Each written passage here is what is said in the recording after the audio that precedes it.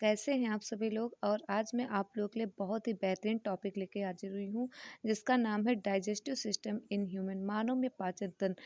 तो एक human body के अंदर जो डाइजेस्टिव सिस्टम का प्रोसेस होता है, या हम इस तरह से कहें कि जो मानव का पाचन तंत्र होता है, उसमें फूड मटेरियल जो होता है जो होता है, या फिर आप कोई भी फूड मटेरियल खाते हैं, वो किस तरह से बॉडी के अंदर जाने के बाद डाइजेस्ट होता है। ठीक है, इसके बारे में आज हम लोग बात करेंगे। ठीक है, और आपको बता दें कि ये जो टॉपिक है आपका बहुत ही इम्पोर्टेंट है आपके एग्ज़ाम के लिए, क्योंकि ऐसा कोई एग्ज़ाम नहीं है जिसमें कि बायोलॉजी पूछा जाता हो और इस टॉपिक से 3 या 4 क्वेश्चन ना आते हों। तो ये टॉपिक जो है ये काफ़ी इम्पोर्टेंट है आपके एग्ज़ाम के लिए। तो चलिए हम लोग क्लास की शुरुआत करते हैं बहुत ही बेहतरीन तरीके से, और समझते हैं आज के टॉपिक को कि ये जो डाइजेस्टिव सिस्टम का जो प्रोसेस होता है ह्यूमन के अंदर, वो कैसे होता है। ठीक है, तो सबसे पहले देखिए दोस्तों, जो डाइजेशन का प्रोसेस होता है एक ह्यूमन बॉडी में, वो कहाँ से स्टार्ट होता है। तो सबसे पहला पार्ट जो देखने को मिलता है दोस्तों उसमें, वो होता है बक्कल कैविटी।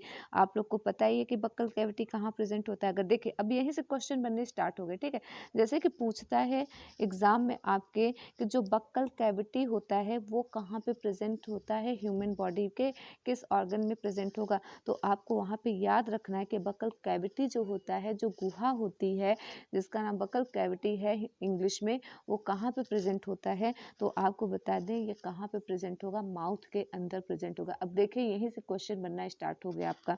देखिए अब इस बकल कैविटी में 3 पार्ट्स देखने को मिलेंगे। बकल कैविटी में क्या क्या आता है, टीथ आता है जिसे हम दांत कहते हैं, टंग यानी जीभ आता है, तीसरा आपका क्या आता है इसमें, तीसरा दोस्तों आपका इसमें आता है लिप्स।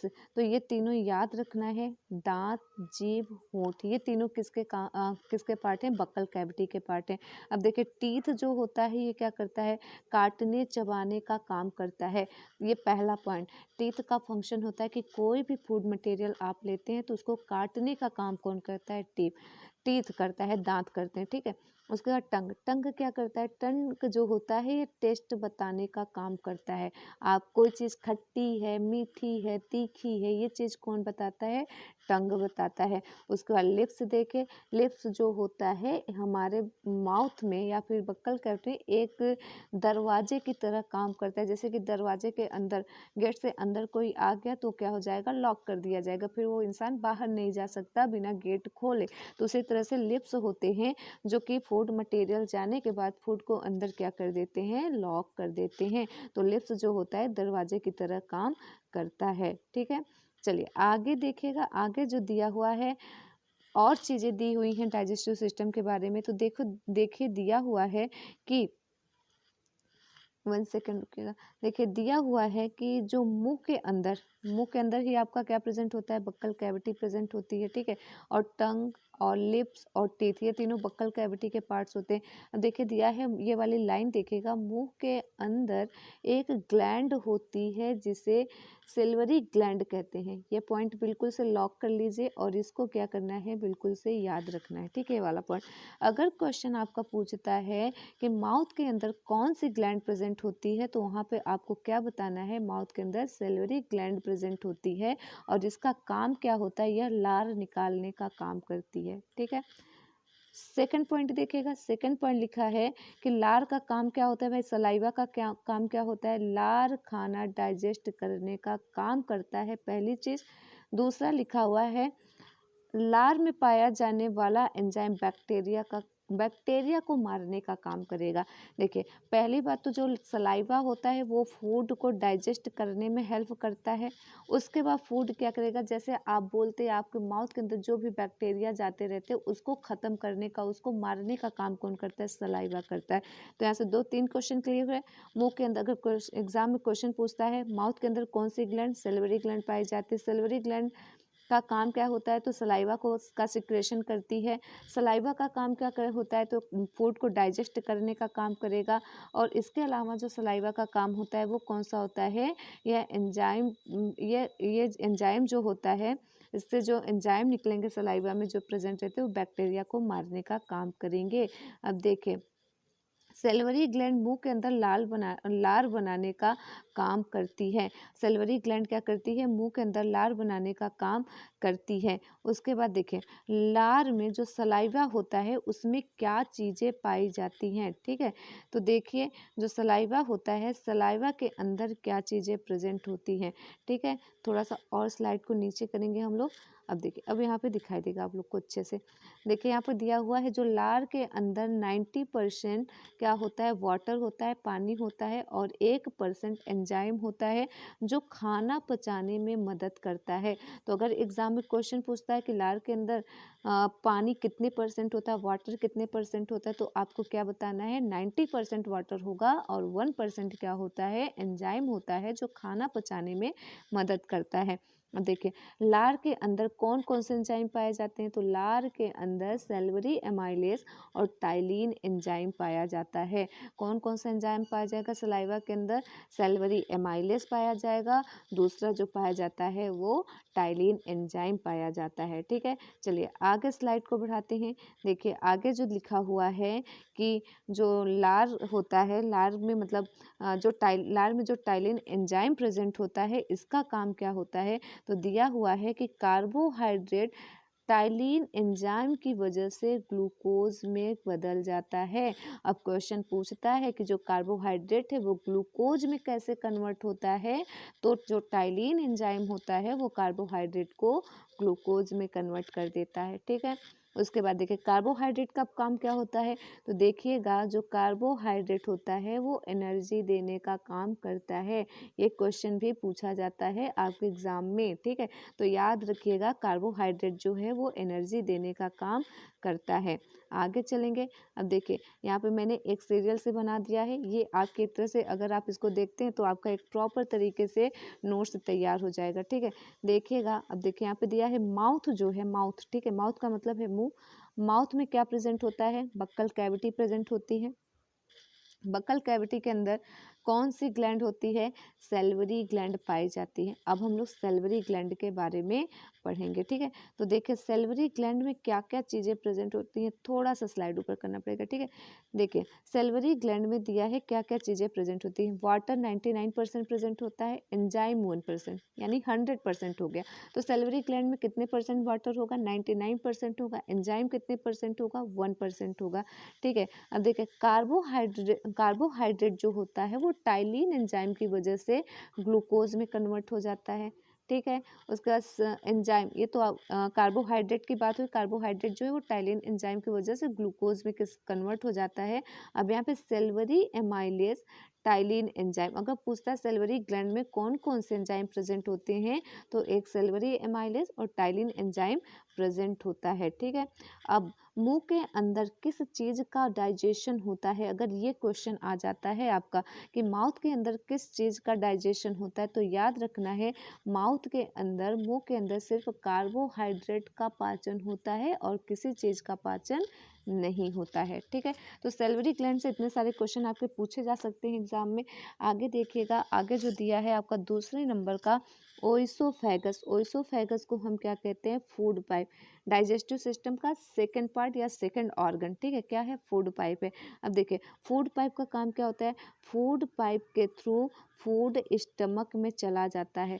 तो हमारा जो फूड मटेरियल होता है वो स्टमक में कैसे जाता है, स्टमक में कैसे पहुंचता है, तो आपको बताना है फूड पाइप के थ्रू जो फूड होता है स्टमक में चला जाता है।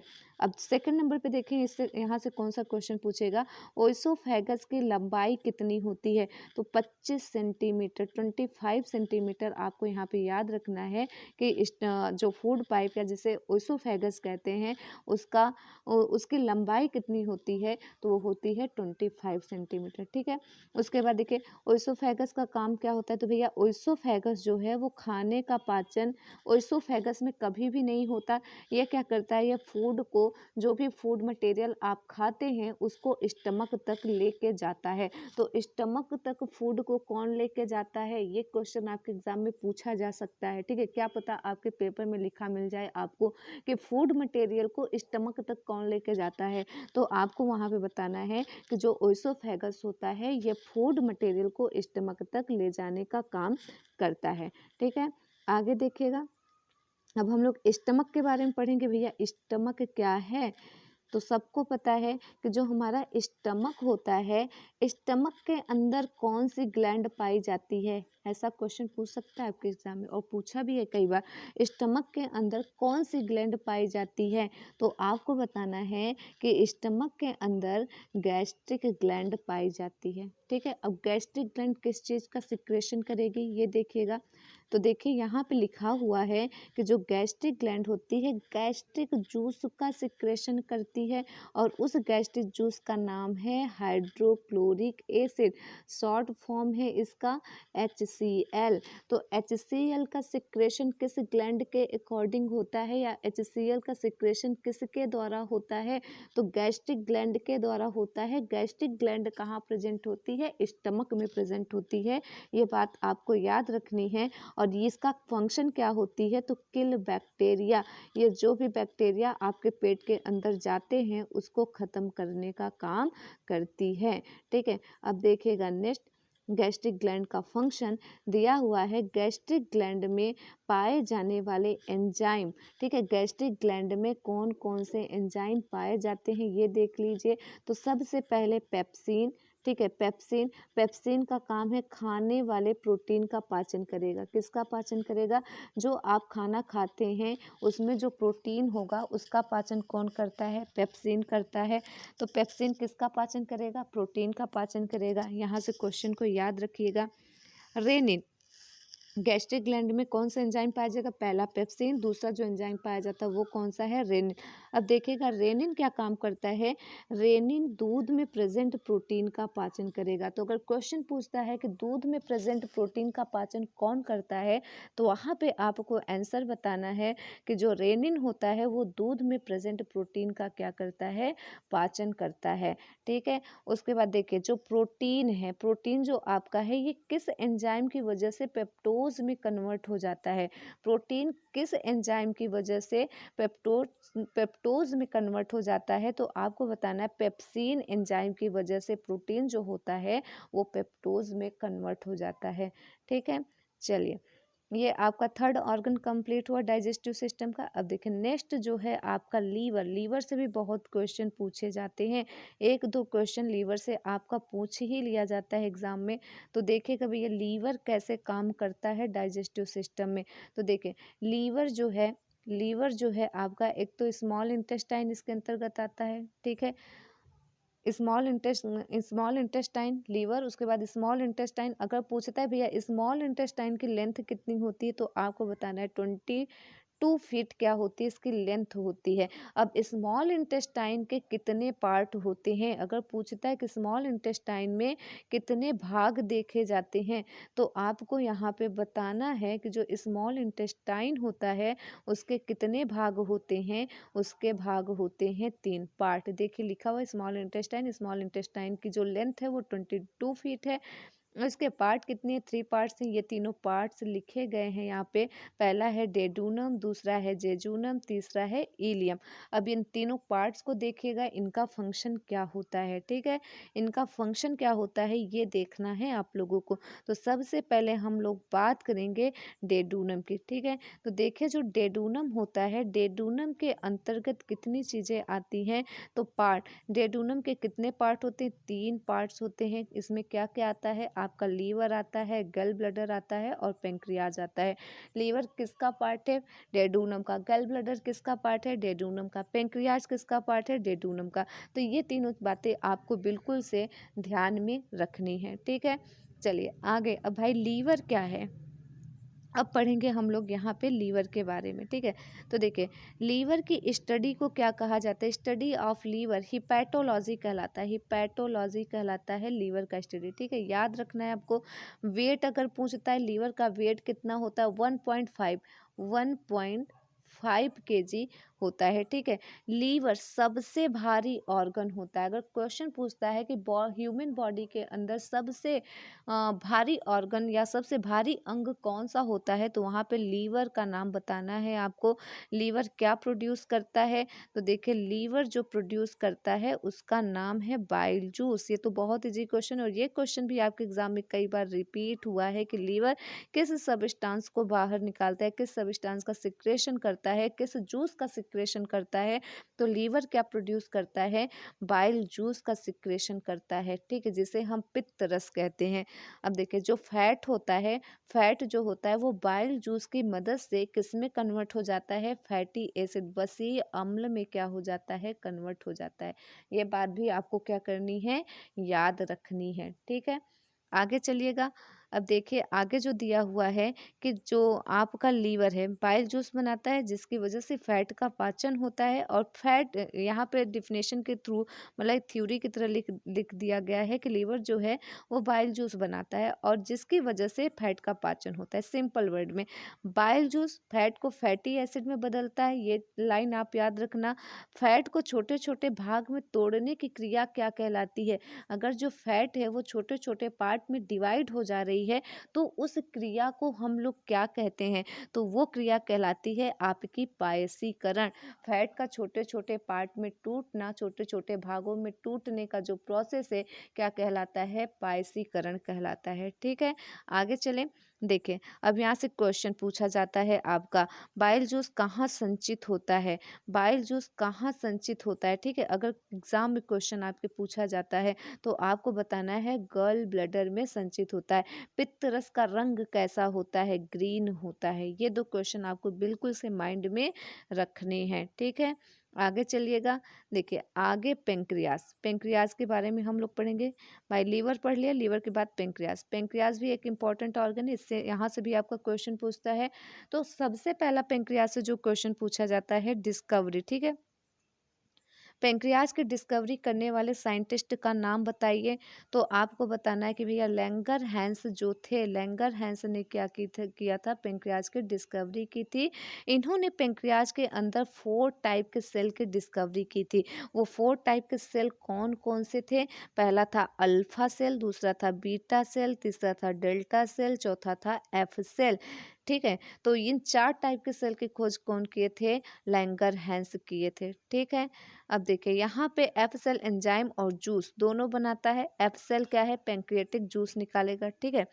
एफ सेल जो होगा वो क्या निकालता है, आपका पैंक्रियाटिक जूस का सिक्रेशन कौन करता है, वो कौन करेगा, एफ सेल करती है, जो पैंक्रियाज के अंदर प्रेजेंट होती है। उसका alpha beta delta cell amylase trypsin lipase, ठीक है, ये तीनों मिलकर क्या करती हैं, ये एंजाइम का सिक्रेशन करती हैं। तो अल्फा हो गया, बीटा हो गया, डेल्टा सेल हो गई, ये तीनों किसका सिक्रेशन करती हैं, एंजाइम का सिक्रेशन करेंगे। और यह तीनों एंजाइम मिलकर भोजन का छोटी आंत में क्या करते हैं, संपूर्ण पाचन करते हैं। आपका ट्रिप्सिन लाइपेज और एमाइलेज मिलकर क्या करते हैं, छोटी आंत के अंदर भोजन का संपूर्ण पाचन करने का काम करते हैं, ठीक है। आगे चलें। आगे देखेगा और डाइजेस्टिव सिस्टम के बारे में और क्या क्या क्वेश्चन पूछे जाते हैं। बहुत ही बढ़िया ये चीज़ है जो आपके लिए बहुत ही उपयोगी है। देखिए जैसे कि माल्टोज है, अगर क्वेश्चन पूछता है कि जो माल्टोज होता है, माल्टोज किस एंजाइम की वजह से ग्लूकोज में कन्वर्ट हो जाता है, ठीक है। अगर ऐसा क्वेश्चन आपके एग्जाम में पूछा जाता है तो आपको वहाँ पे बताना है कि जो माल्टोज है, माल्टोज जो होता है वो एमाइलेज एंजाइम की वजह से ग्लूकोज में क्या होता है, कन्वर्ट हो जाता है, ठीक है। माल्टोज एमाइलेज एंजाइम की वजह से ग्लूकोज में कन्वर्ट हो जाता है। अब पेप्टोन, पेप्टोन किस एंजाइम की वजह से अमीनो एसिड में कन्वर्ट हो जाता है, अगर ऐसा क्वेश्चन आपके एग्जाम में पूछा जाता है तो आपको बताना है कि पेप्टोन जो होता है वो ट्रिप्सिन एंजाइम की वजह से अमीनो एसिड में क्या होता है, कन्वर्ट हो जाता है, ठीक है। नेक्स्ट जो थर्ड नंबर का है फैटी एसिड, ठीक है। फैटी एसिड जो है वो किस एंजाइम की वजह से ग्लिसरॉल में कन्वर्ट होती है, तो फैटी एसिड जो है लाइपेज एंजाइम की वजह से ग्लिसरॉल में क्या हो जाती है, कन्वर्ट हो जाती है, ठीक है। खाना इस तरह से डेड्यूनम में क्या हो जाता है, डेड्यूनम में पाचित होने के बाद छोटी मतलब पाचित हो जाता है, आप कह सकते हैं, ठीक है। चलिए नेक्स्ट क्वेश्चन। देखिए क्या पूछता है आपका डाइजेस्टिव सिस्टम से। अब देखिए सेकंड पार्ट जो है, हमने बताया कि जो आपका स्मॉल इंटेस्टाइन के 3 पार्ट्स होते हैं, जेजूनम, डेडूनम, जेजूनम, इलियम। डेडूनम आपने देख लिया, डेडूनम में क्या क्या आया आपका, गल ब्लैडर और पेंक्रियाज और लीवर आया, ठीक है। अब इसमें क्या आता है, जेजूनम। जेजूनम क्या होता है, जेजूनम को भी देख लीजिए।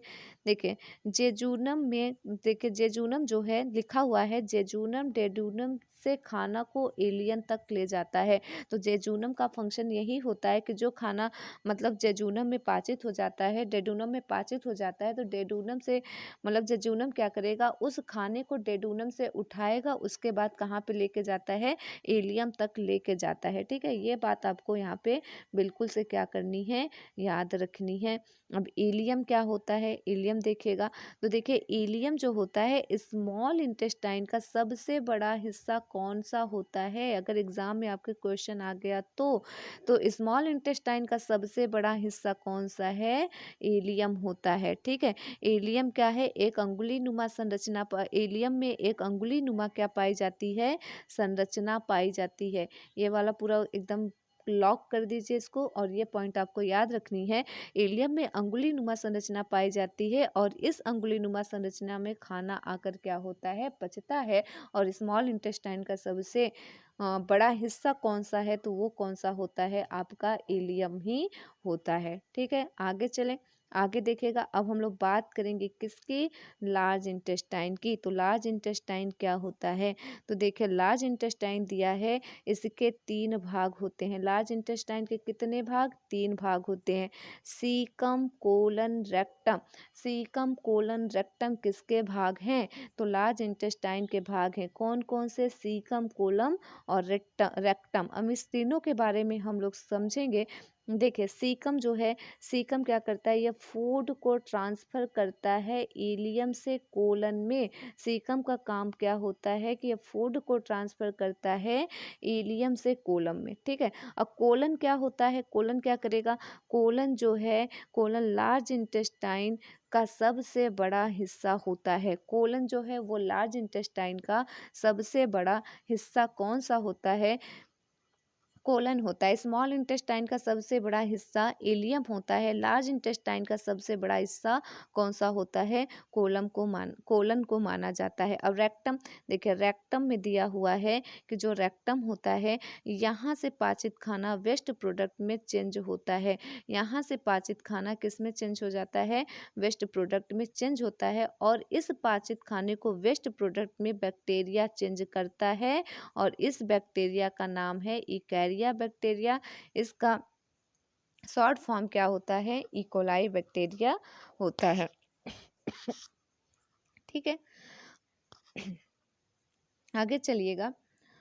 और ये बैक्टीरिया विटामिन B12 और विटामिन के को पैदा करता है। ये बैक्टीरिया किसको पैदा करेगा, विटामिन B12 और विटामिन के को पैदा करता है। तो विटामिन B12 और विटामिन बी के को कौन सा बैक्टीरिया पैदा करता है, अगर ऐसा एग्जाम में क्वेश्चन पूछा जाता है तो आपको वहाँ पे बताना है कि जो आपका इकोलाई बैक्टीरिया होता है वो विटामिन के और विटामिन B12 को पैदा करने का काम करता है, ठीक है। और हमारे और बैक्टीरिया के बीच में क्या होता है, एक सिम्बियोटिक रिलेशन होता है, ठीक है। हमारे और बैक्टीरिया के बीच में क्या होता है, एक सिम्बियोटिक रिलेशनशिप भी होता है, जिसे हम सहजीवी संबंध कहते हैं, ठीक है। अब चलिए रेक्टम के बारे में थोड़ा सा देख लीजिए।